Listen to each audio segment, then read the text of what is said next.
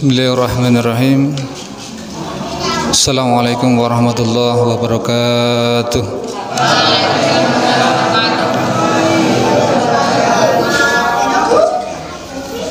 Saderengipun pengaosan kita wiwiti selawat riyen nggih Bapak Ibu nggih. Selawat riyen. Bismillahirrahmanirrahim. Allahumma sholli ala nabiyil hasimi Muhammadin wa ala alihi wa sallim taslima. Monggo sareng-sareng. Allahumma sholli ala nabiyil hasimi Muhammadin wa ala alihi wa sallim taslima. Allahumma sholli ala nabiyil hasimi Muhammadin wa ala alihi wa sallim taslima.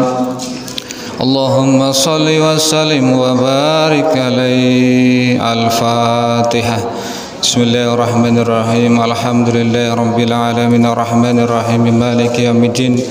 Iyyaka na'budu wa iyyaka nasta'in ihdinas siratal mustaqim siratal ladzina an'amta 'alaihim ghairil maghdubi 'alaihim waladdallin. Amin.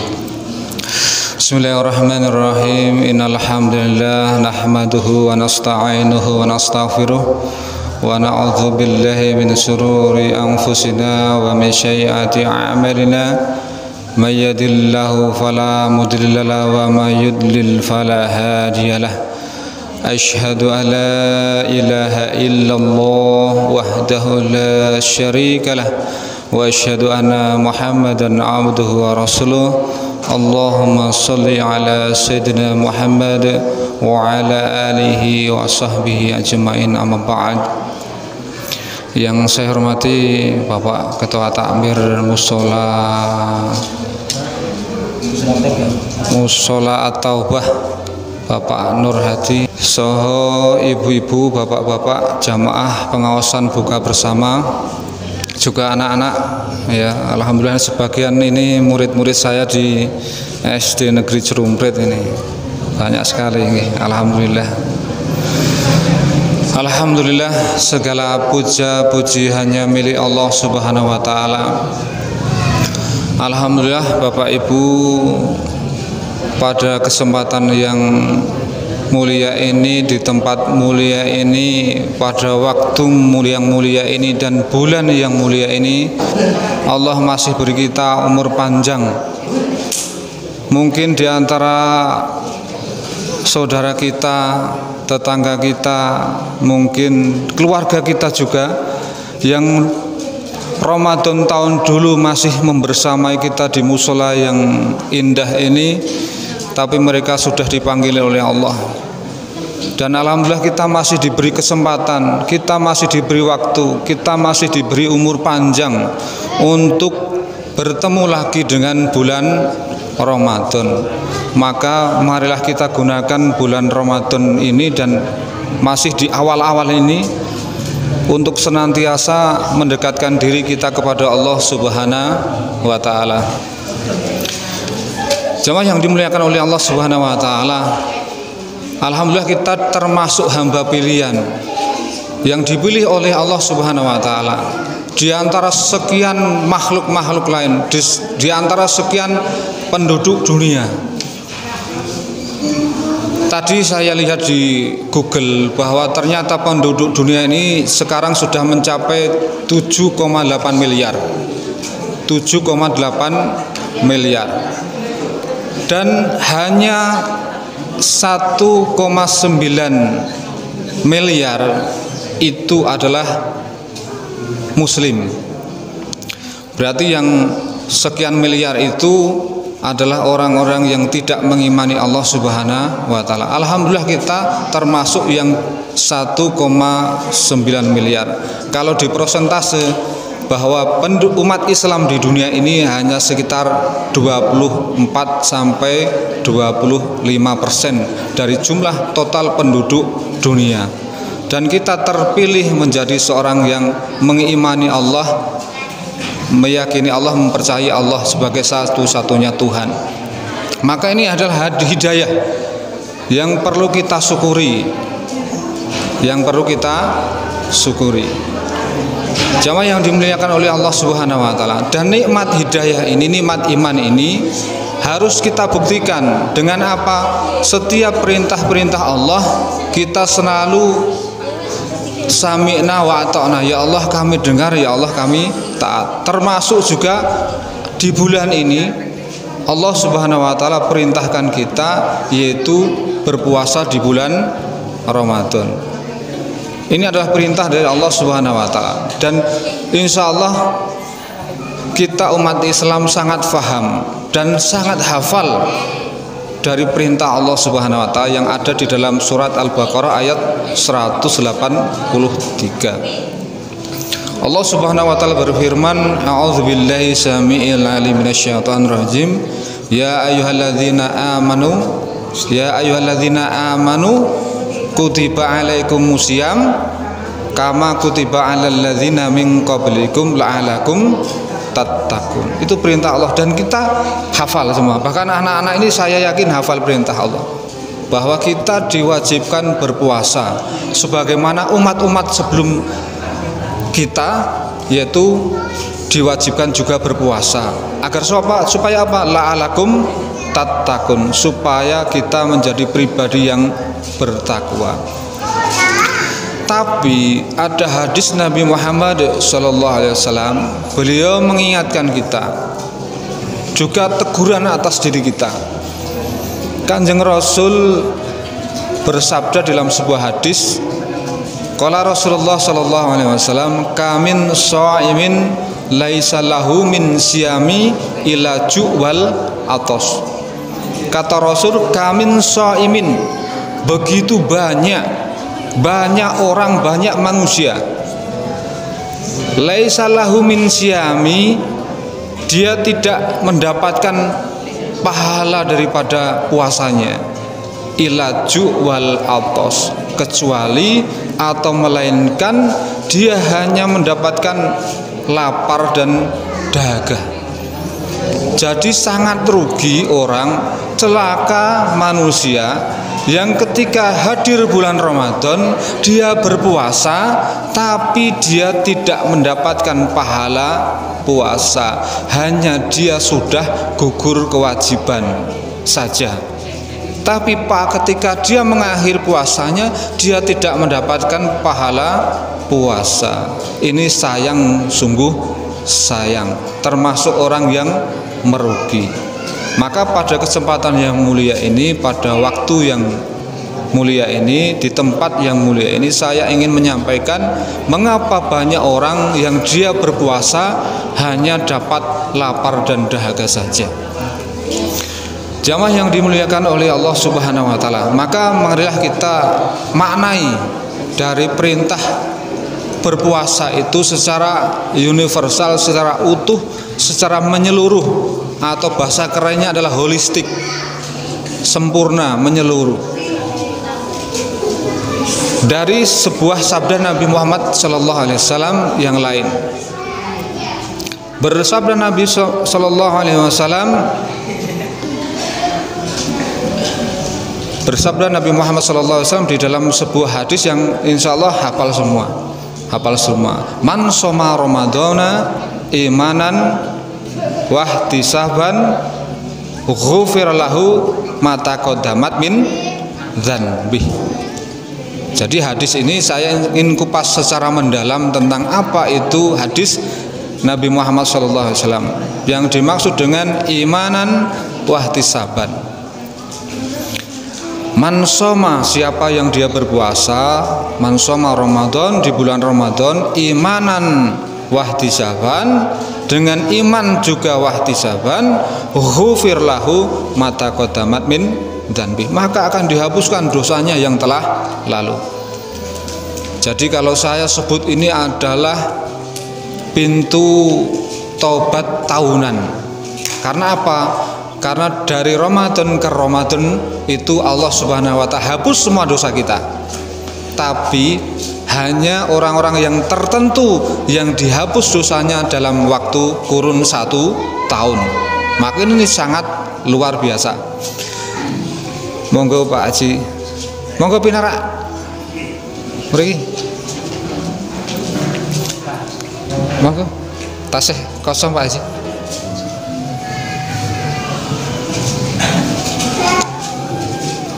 Aku nonton di sini.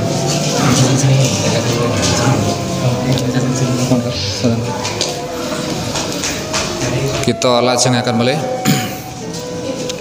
bahwa orang-orang yang diampuni oleh Allah Subhanahu wa ta'ala adalah orang-orang yang tertentu, bukan hanya sekedar berpuasa saja.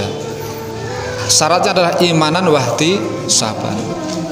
Yang saya sebut puasa Ramadan adalah pintu taubat tahunan, karena banyak sekali pintu-pintu taubat dari Allah Subhanahu wa ta'ala untuk kita manusia.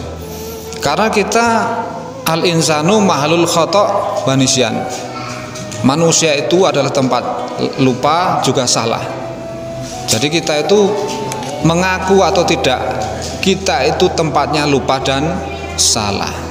Maka Allah Subhanahu wa ta'ala buka pintu-pintu taubatnya kepada kita.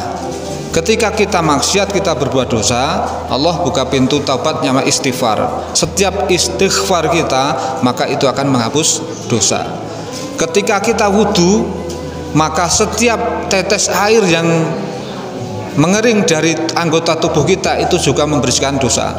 Dari sholat ke sholat menghapus dosa, dari sholat Jumat ke sholat Jumat menghapus dosa. Itu adalah tobat-tobatan, pintu taubat yang diberikan oleh Allah. Nah, bulan Ramadan ini adalah pintu taubat tahunan kita.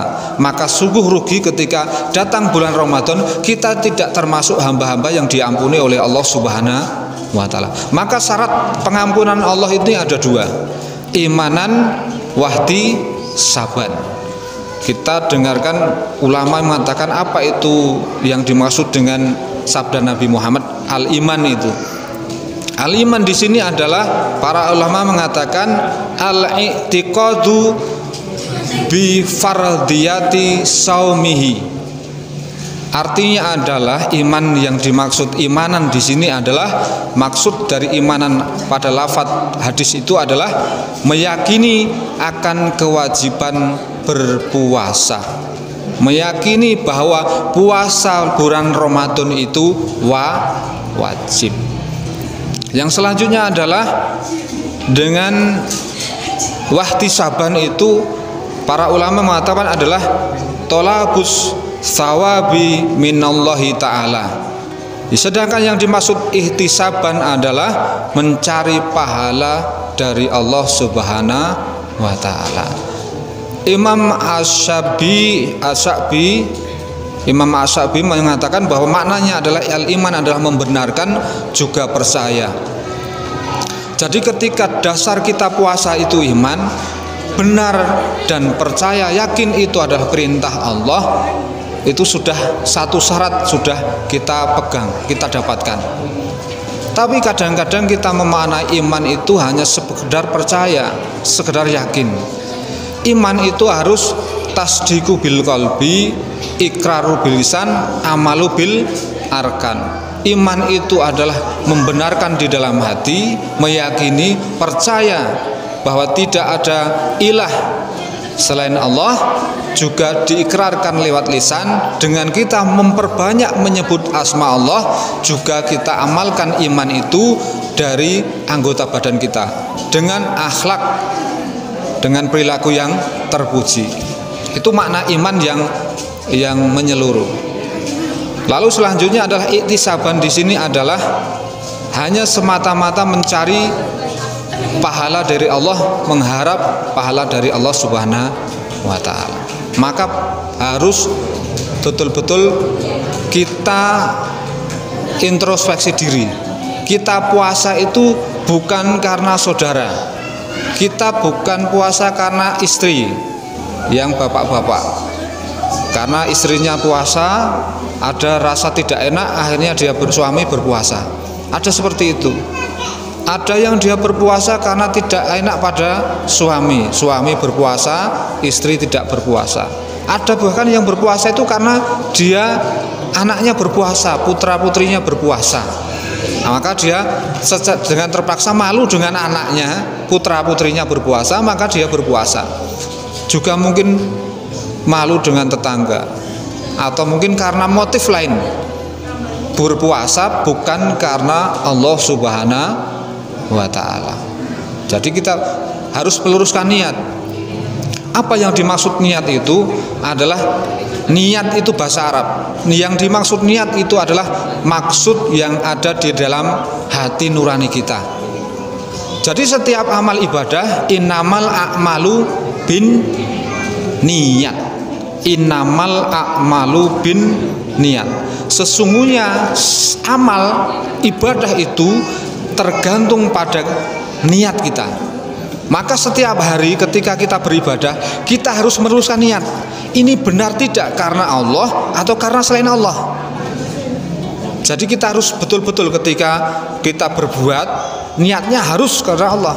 Apapun itu, semua aktivitas kita, semua kegiatan kita, rutinitas kita, harian kita, itu harus kita luruskan niat itu. Karena di sini pentingnya niat. Innamal a'malu bin niat. Sesungguhnya semua amal termasuk berpuasa itu tergantung niat. Maka niat di dalam puasa termasuk rukun puasa. Yang ketika kita tidak lupa atau niat kita, maka puasanya tidak dianggap. Maka niat itu termasuk rukun puasa. Saking pentingnya niat. Niat itu artinya adalah maksud yang ada di dalam hati. Maka kita harus menanyakan terus di dalam hati kita, bertanya terus. Intinya adalah mendengarkan suara hati. Kata Rasul kepada sahabat Wabisoh, wahai Wabisoh, istatib kolbak. Nasihat Rasul kepada sahabat, dengarkan suara hatimu. Dengarkan suara hatimu. Ini adalah perintah Rasul untuk memperbaiki niat, memperbaharui niat. Karena apa? Rasulullah dalam sebuah hadis yang lain mengingatkan kepada kita, kamin a'mali yatasawwaru bisurati a'mali dunya fayasiru bihusni niyah min a'malil akhirah wa kamin a'mali yatasawwaru bis amalil akhirah fayasiru min amali dunia bisu iniyah. Ini teguran bagi kita, peringatan pada kita. Kamin amali atau sobisroti amali dunia wa yasiru bi husniha min amalil akhirah. Betapa banyak, kata Rasul, banyak orang, banyak manusia.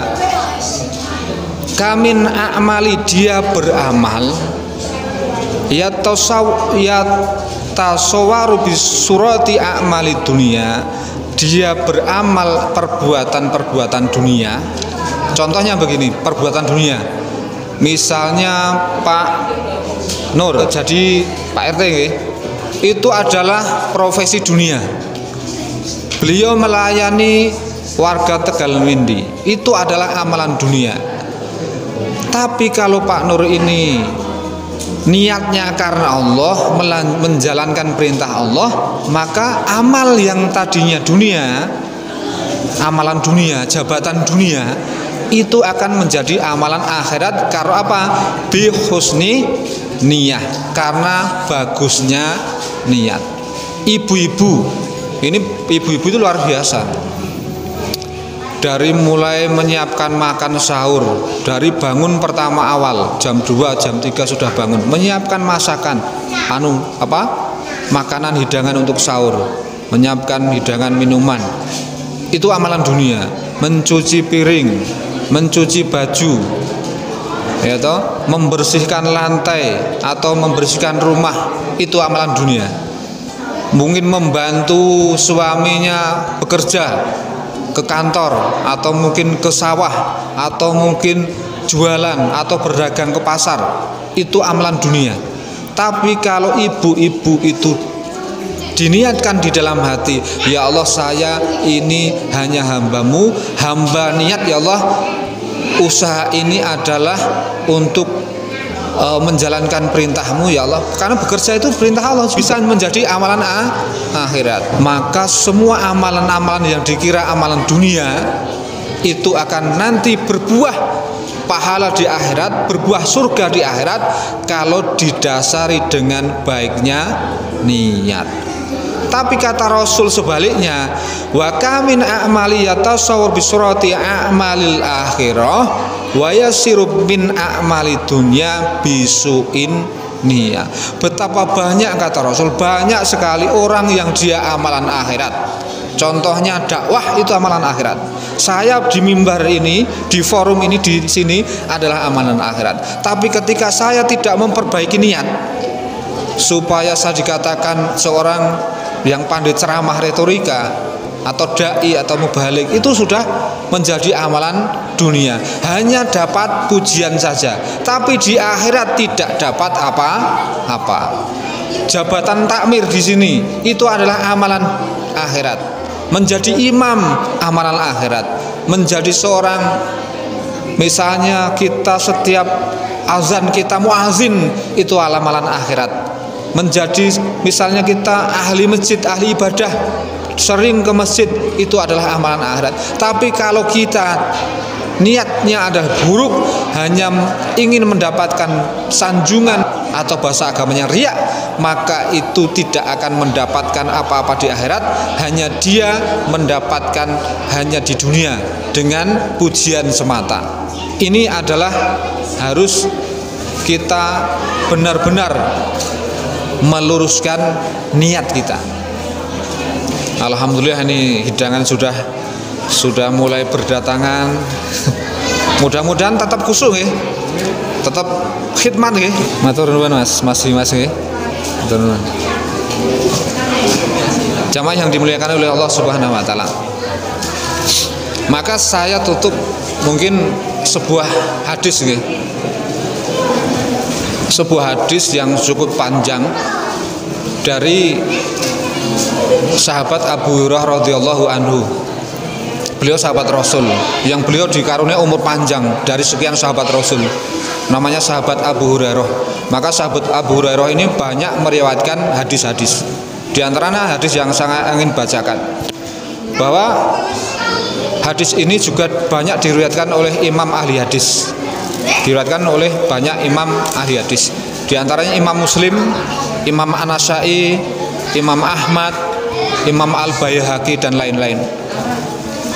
Dan saya kira sudah mungkin di antara jamaah ada yang sudah pernah mendengar hadis ini.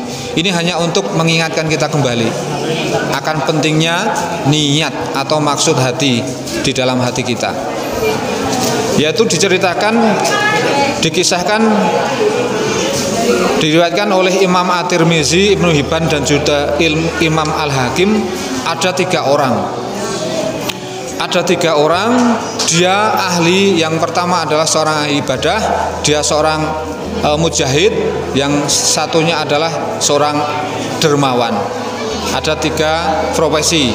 Dia ahli, yang pertama adalah ahli ibadah, seorang mujahid, yang selanjutnya adalah seorang yang dermawan.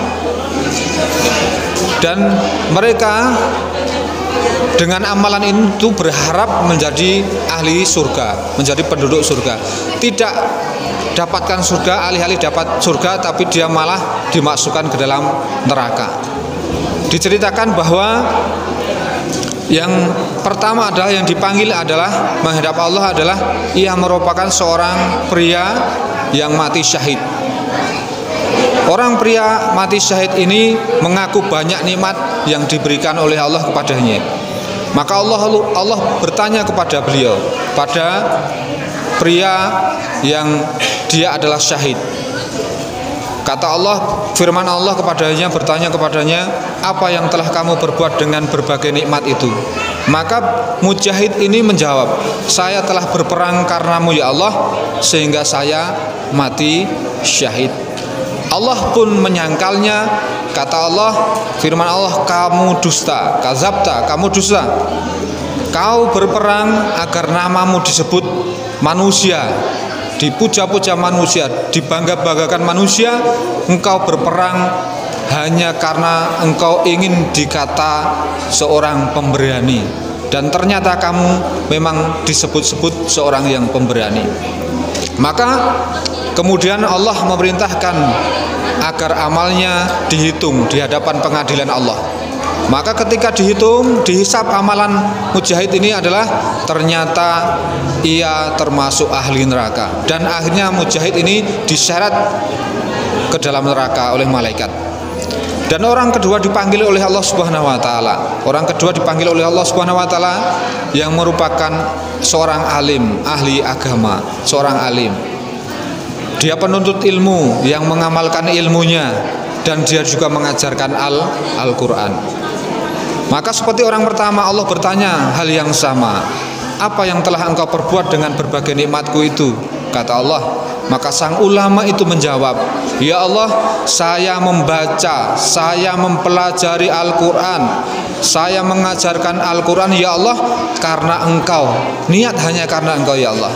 Maka namun Allah Subhanahu wa taala berfirman kepadanya, kamu berdusta. Kau mempelajari ilmu, kamu belajar ilmu, kamu mengajarkan Al-Quran bukan karena aku, kata Allah, tapi engkau membaca Al-Quran karena engkau disebut sebagai seorang qori. Maka selanjutnya Allah mengadili, dan akhirnya karena keadilan Allah itu dia ternyata ahli neraka, dan orang qori ini, ahli agama, orang alim ini diseret ke dalam neraka. Yang ketiga adalah dipanggil, yang ketiga adalah orang yang dermawan, seorang yang dermawan. Kata Allah bertanya kepadanya, berfirman kepadanya, apa yang telah engkau berbuat dengan nikmatku itu?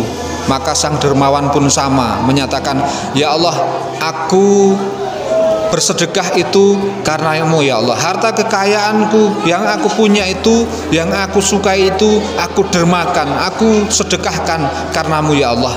Tapi kata Allah sama, kamu berdusta. Kamu melakukan itu adalah karena engkau berharap orang-orang menyebutmu sebagai seorang yang dermawan. Akhirnya seorang dermawan itu pun diseret ke dalam neraka. Bapak Ibu yang dimuliakan oleh Allah Subhanahu wa taala, ditutup oleh Nabi Muhammad SAW. Wahai Abu Hurairah, ketahuilah mereka orang yang pertama, 3 orang itu adalah orang yang pertama menjadi penghuni neraka jahanam. Bapak Ibu yang dimuliakan oleh Allah Subhanahu wa taala, demikian pentingnya niat. Saya simpulkan, kita harus perbaiki niat kita. Kita beribadah, kita berpuasa hanya karena Allah, iman, dan juga karena Allah Subhanahu wa taala. Demikian mudah-mudahan yang dapat saya sampaikan bermanfaat. Karena sudah waktu berbuka tiba, kita bersama-sama langsung membaca doa ya Pak. Kita baca doa langsung nggih. Doa berbuka puasa dan juga doa makan nggih. Kita berdoa buka puasa. Pun apa sedanten to? Sarang-sarang nggih. Sarang-sarang. Bismillahirrahmanirrahim. Allahumma laka sumtu wa bika amantu wa ala rizqika aftartu bi rahmatika ya arhamar rahimin. Allahumma barik lana fima razaqtana wa qina adzabannar. Walhamdulillahirabbil alamin. Wassalamualaikum warahmatullahi taala wabarakatuh.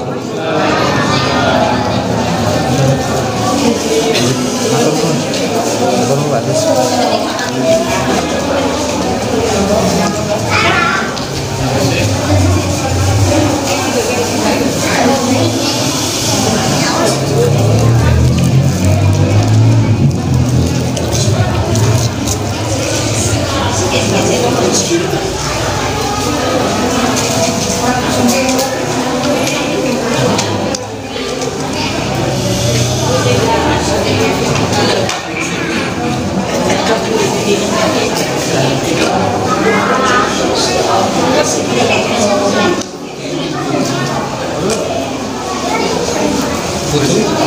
Udah? Butuh sholat?